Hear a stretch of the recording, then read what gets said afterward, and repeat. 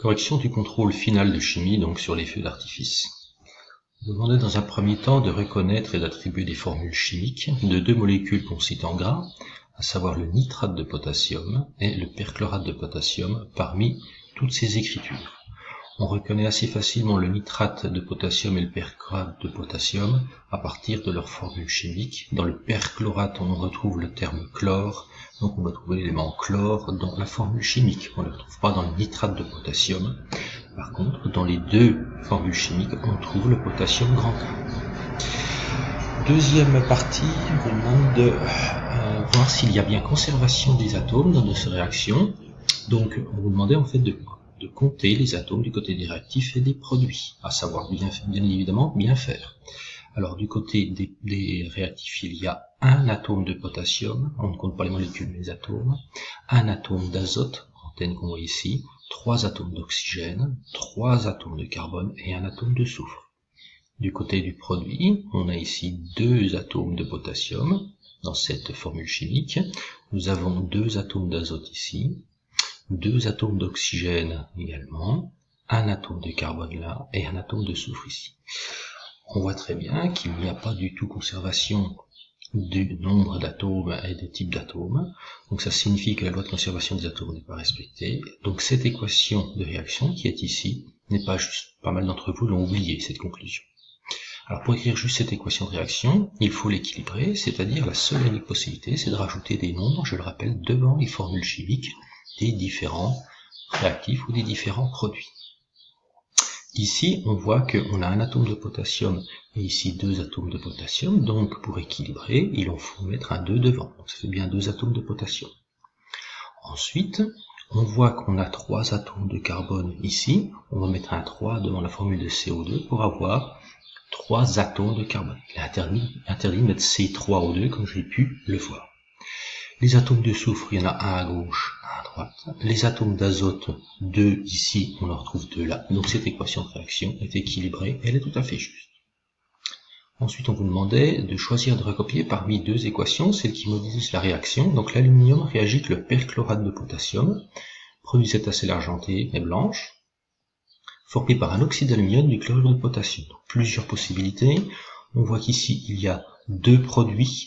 Donc on peut choisir l'équation de réaction où il y a 2 produits. On vous dit également que l'aluminium réagit avec le perchlorate de potassium, donc ça va être également celle-ci. Donc l'équation qui était juste, c'était la première, pas la seconde. L'effet argenté peut être aussi obtenu par la combustion du titane, donc combustion de titane, l'oxyde formé, appelé dioxyde de titane, contient un atome de titane et 2 atomes d'oxygène. Je vous demandais d'écrire la formule chimique de cet oxyde. Il y a beaucoup de confusion entre formule chimique et équation de réaction. Donc la formule chimique, c'est la composition en atomes de cette molécule. Donc, un atome de titane de formule Ti et 2 atomes d'oxygène de symbole O2. Donc ça nous fait TiO2 ou O2Ti. On mettra plutôt dans cet ordre-là. L'équation de réaction qui modélise la formation de cet oxyde. Donc on obtient TiO2 par combustion du titane. Donc je rappelle que dans la combustion, il y a besoin d'un combustible et d'un comburant. Le comburant, c'est toujours le dioxygène. Le combustible, c'est le titane, qui va former une flèche par un signe égal, le fameux oxyde TiO2. Si on fait réagir 8 grammes de titane avec du dioxygène, il se forme 15 grammes de dioxyde de titane dans cette réaction. Quelle masse de dioxygène ici a été nécessaire? Donc il y a eu quelques petites confusions. Il fallait trouver 7 grammes de dioxygène. On va voir un petit peu comment. Donc pour l'expliquer, on utilise, et ça faut citer, la loi de conservation des atomes et de la masse, surtout ici de la masse. La masse des réactifs, qui est disparue, est égale à la masse des produits apparus. Ici, les réactifs, c'est la masse du titane plus la masse de l'oxygène donne la masse de dioxyde de titane. Et pour trouver la masse de dioxygène, il suffit de soustraire la masse du produit moins la masse de l'un des réactifs, 15 moins 8, 7 grammes. Cinquième question, un peu plus délicate, de lecture. D'après l'équation de réaction suivante, si 6 molécules d'éthane réagissent, combien de molécules de dioxyde de carbone vont se former? Donc l'éthane est ici, le dioxyde de carbone est là. Donc on voit ici que 2 molécules d'éthane réagissent avec 7 molécules de dioxygène pour former 4 molécules de dioxyde de carbone et 6 d'eau. C'est la proportion à respecter. Donc, d'après cette équation de réaction, on voit bien que si 2 molécules d'éthane réagissent, il va se former 4 molécules de dioxyde de carbone. Là, ici, on vous demande si 6 molécules d'éthane, c'est-à-dire 3 fois plus, réagissent. Donc 3 fois plus d'éthane, ça veut dire 3 fois plus de dioxyde de carbone, c'est-à-dire 12 molécules de dioxyde de carbone. Dernière question un petit peu plus délicate. Là, cette fois-ci, on met 12 molécules d'éthane et 40 molécules de dioxygène. Est-ce que toutes les molécules d'éthane vont réagir? Sinon, on vous demande combien il va en rester de l'une de l'autre. Et on vous dit, attention, un seul nombre entier de molécules peuvent réagir ensemble. Alors, je marque en dessous les données.